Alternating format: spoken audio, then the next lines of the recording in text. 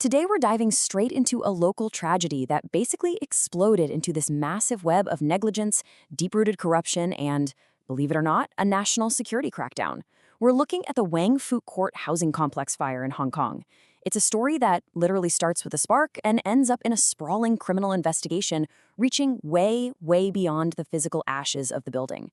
So let's unpack the source material together and figure out exactly how a building fire morphed into such a massive criminal probe. 168. We have to start right here with this number, because this represents the actual human lives lost in the Wang Fuk Court blaze last November. This wasn't just your average fire, you know? This was Hong Kong's deadliest fire in over 70 years.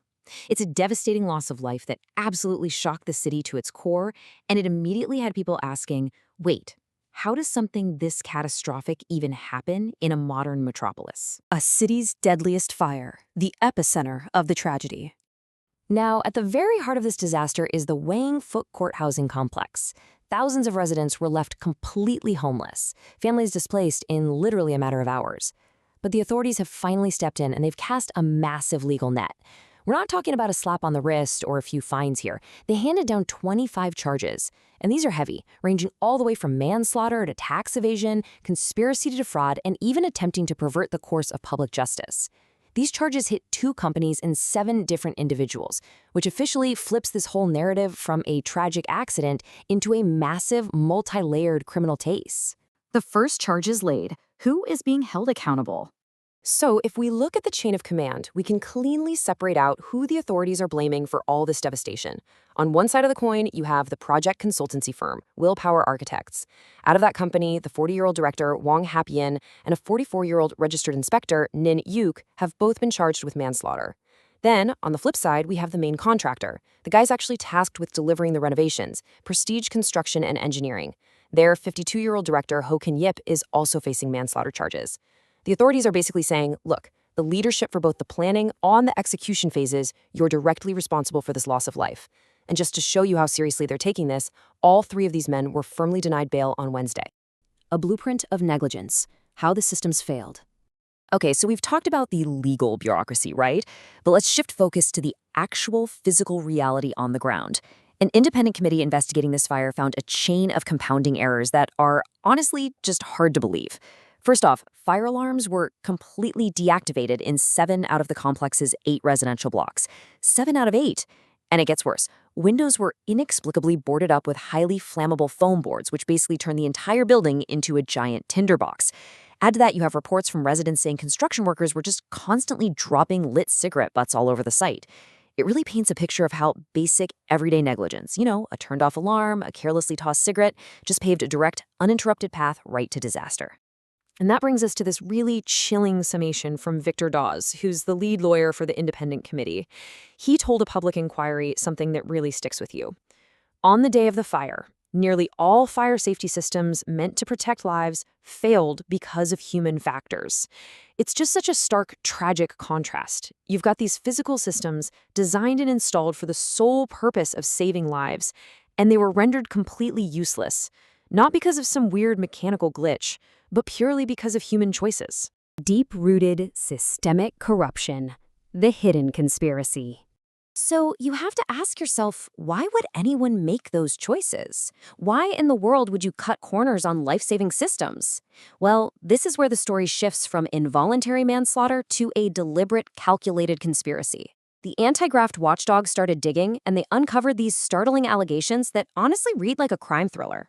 They're alleging widespread fraud in the actual tendering process for the building's renovation, and fraud in the project supervision itself, meaning the whole foundation of the renovation was allegedly built on deception. And oh, it doesn't stop there. 3 individuals are accused of money laundering. Even crazier, there were alleged attempts to actively deceive the investigators who were probing the blaze. We're talking about hiding a literal massive bag of cash and pressuring a witness to lie. This alleged cover-up even pulled in personal networks, involving the wife of Willpower director Wang Hap-yin, along with a friend of his. The really crucial point to grasp here is the sheer, immense scale of this dual-track probe. On the one hand, you have the police investigation, which has arrested 35 people on allegations of manslaughter and fraud. But then on a completely separate track, the anti-graft watchdog has arrested 23 people specifically for corruption. And what's super important to note is the spread of these arrests. They include consultants, on-the-ground contractors, and, pretty shockingly, even members of the complex's own owners' corporation. It really just goes to show how this systemic rot wasn't just isolated to one bad apple, right? It allegedly infected everyone, all the way from the laborers right up to the building's own representatives. The political fallout, a national security issue. Now, we're going to zoom out to the outermost ripple of this disaster, because the government's response eventually escalated way beyond the physical fire and the corruption probe, crossing right over into matters of national security. Just look at how rapidly these events escalated. In November, the fire tragically kills 168 people. Just days later, as public anger naturally mounts over these systemic failures, authorities in both Hong Kong and Beijing issue strict warnings to the media. They caution them against spreading what they termed false information or trying to smear the government's official response to the tragedy.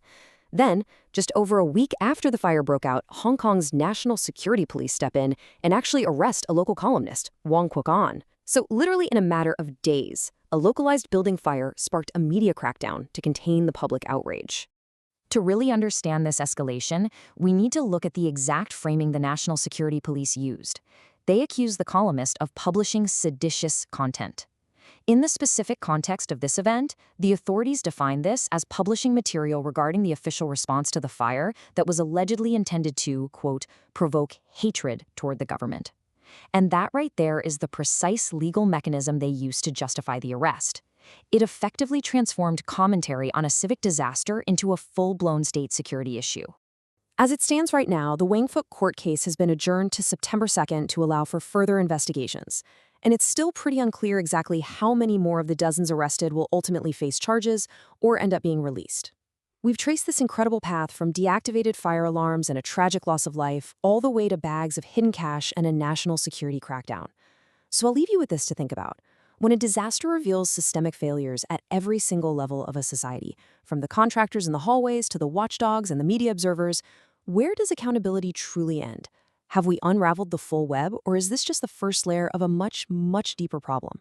Thanks for joining me on this explainer, and keep questioning the systems around you.